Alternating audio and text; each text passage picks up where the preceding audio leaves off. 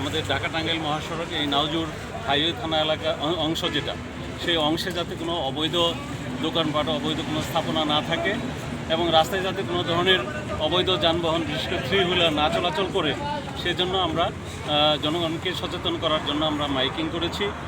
আমরা প্রচার করেছি যে কোনোভাবেই এই ঢাকা টাঙ্গাইল মহাসড়কে কোনো ধরনের অবৈধ স্থাপনা রাখা যাবে না।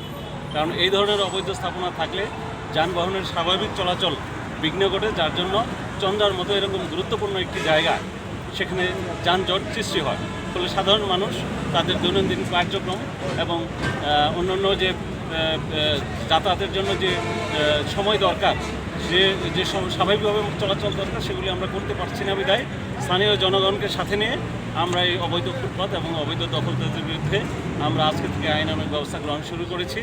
যারা আমাদের কথা না শুনবে তাদের বিরুদ্ধে সড়ক পরিবহন আইন অনুযায়ী আমাদের সর্বোচ্চ যে ব্যবস্থা আছে আইনগত, সেটাই আমরা গ্রহণ করব।